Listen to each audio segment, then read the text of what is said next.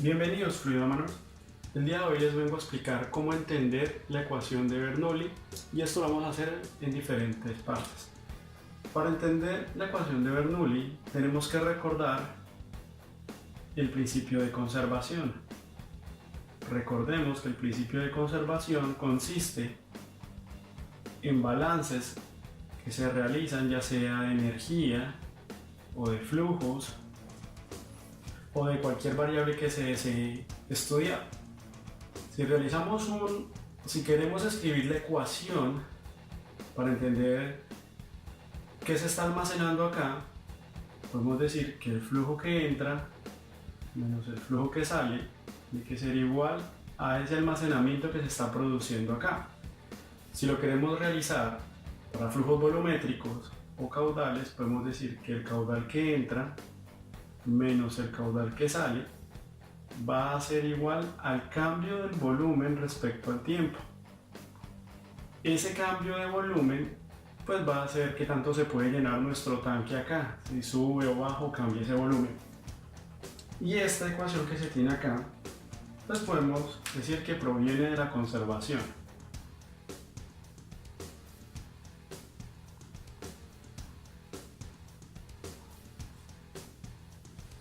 Resulta que si nosotros hacemos una suposición, la ecuación de Bernoulli consiste en la conservación de la energía, si nosotros decimos que esa ecuación, a nuestra ecuación de Bernoulli, que la vamos a llamar conservación de la energía,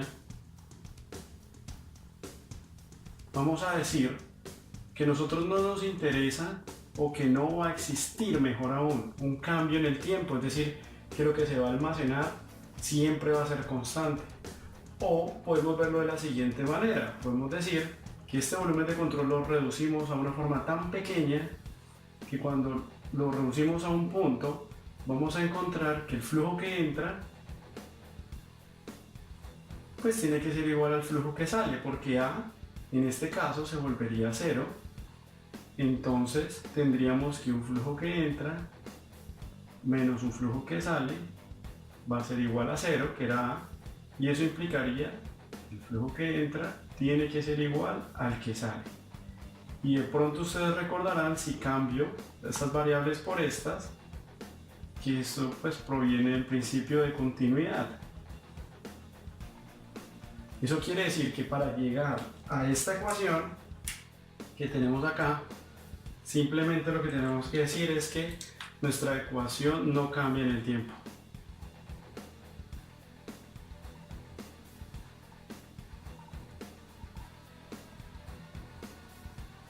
No hay un cambio en el tiempo. Y eso mismo sucede con la ecuación de Bernoulli. Vamos a decir entonces que ya no vamos a tener estos flujos, sino que vamos a hablar de energías. Entonces yo puedo decir que la energía de un punto, llamémoslo que entra, o una energía de un punto 1, va a ser igual a la energía del punto 2. Pero entonces, ¿de qué energías estamos hablando? Vamos a tener una energía del fluido que consiste en la presión sobre la densidad. Algunos autores llaman esta como una energía interna del fluido. Vamos a tener otra que consiste en la energía cinemática, que esta pues hace alusión a la velocidad, y vamos a tener una energía potencial que hace alusión a la altura o a una distancia, preferiblemente en alturas respecto a una posición.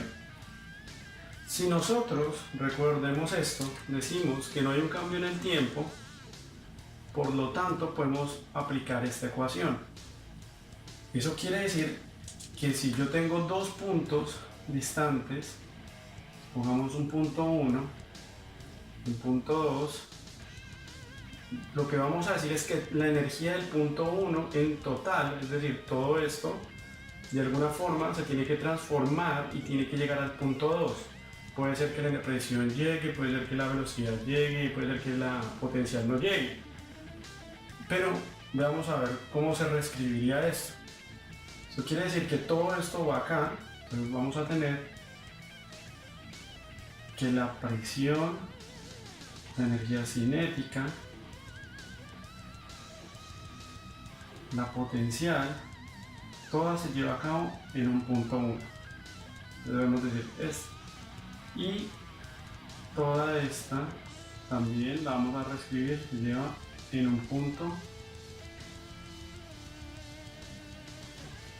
2. Es posible que algunas se tengan que despreciar, pero otras van a compensar. Es decir, recordemos esa famosa frase que dice que la energía no se crea ni se destruye, sino que se transforma.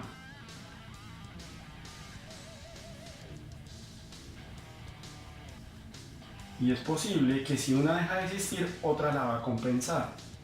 Veamos esto con un ejemplo. Supongamos que vamos a mirar cómo se conserva la energía en un tanque. Y vamos a suponer que acá está lleno de agua. Vamos a hacer una equivalencia de energías entre el punto 1 y el punto 2. Vamos a suponer que esta va a ser nuestra línea de referencia. Es muy importante conocer eso. Línea de referencia, o en algunos casos le dicen datum. La distancia que hay de la línea de referencia o del datum vamos a llamar h. La distancia que hay del punto 2 al datum la vamos a llamar a. Y esta la vamos a llamar b. Si nosotros cogemos toda esta ecuación, la vamos a aplicar acá, veamos qué sucede. Empecemos por el punto 1. En el punto 1 nos habla de una presión. ¿Qué presión existe por encima de este punto? Una presión atmosférica, ¿cierto? Porque esto es aire. Entonces, sí vamos a tener una presión. En algunos ejercicios he visto y he escuchado cómo llegan y dicen que la presión atmosférica es igual a 0. No, no es que sea igual a 0. Vamos a ver qué es lo que sucede. Por ahora vamos a bajar por escrita. Presión atmosférica sobre la densidad. Voy a ponerla mejor. Más una energía cinética. Resulta que como estamos hablando de un tanque y no existe una conducción, no hay algo que lleve ese fluido, pues va a ser igual a 0. Más una energía potencial. Como el datum se encuentra en esta parte, resulta que sí tenemos una energía potencial. Y eso quiere decir que nuestra energía potencial va a ser la gravedad, y en este caso z sería la distancia desde la referencia hasta donde se encuentra el punto, o sea, es decir, h.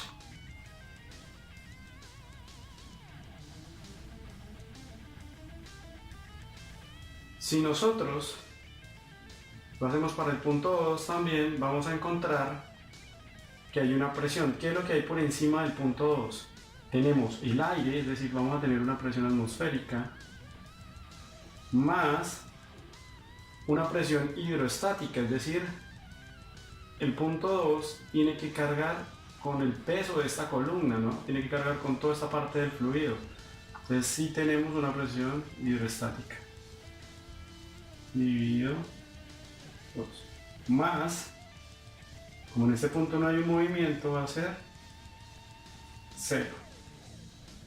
Sí tenemos una energía potencial porque desde la línea de referencia hasta el punto 2 la distancia es a. Entonces vamos a tener gravedad por a. Y todo eso se lleva a cabo en el punto 2.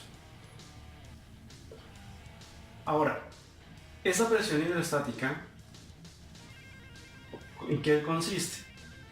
La presión hidroestática es igual a la densidad por la gravedad por una altura, que en este caso la altura que se está llevando a cabo va a ser B. Recordemos que una presión hidroestática o esta fórmula solo se puede llevar a cabo cuando existe una distribución hidroestática. Es decir, que el cambio que se va haciendo es de forma lineal, que tiene esta pendiente. Ahora, si yo reemplazo esto acá, lo que vamos a tener es, vamos a coger esta ecuación y lo que vamos a tener es una presión atmosférica sobre la densidad más H en el punto 1 tiene que ser igual a la presión atmosférica sobre la densidad más la presión hidrostática, que ya la tenemos acá, que es la densidad gravedad por B, sobre densidad más la energía potencial del punto 2. Ahora, este señor que se encuentra acá lo podemos cancelar, de la misma densidad, ¿correcto? Este término que se encuentra del otro lado, cuando lo pase a este lado, se va a cancelar. Es decir, que me va a quedar que la presión atmosférica menos la presión atmosférica sobre la densidad más la gravedad por altura tiene que ser igual, esto en el punto 1, vemos esta va a ser 1 y esta va a ser 2, esto va a ser 1, lo que estoy haciendo es ponerle ahorita el 1 para referenciarlo individualmente. Vamos a tener aquí la gravedad por B más la gravedad por A, esto en el punto 2 y esto en el punto 2.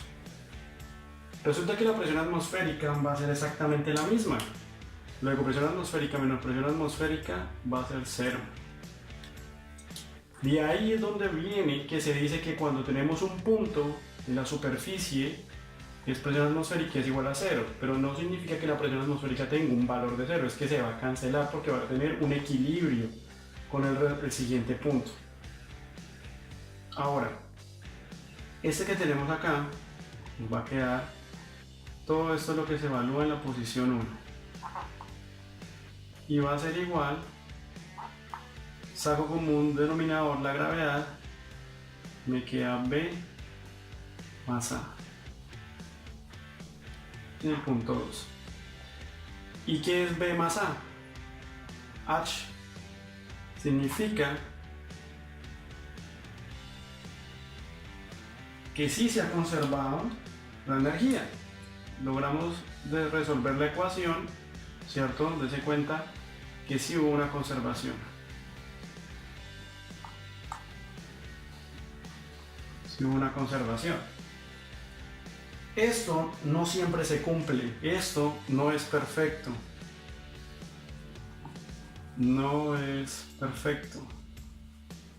Y eso significa que tiene que existir otras alternativas para cerrar esa conservación, que es lo importante.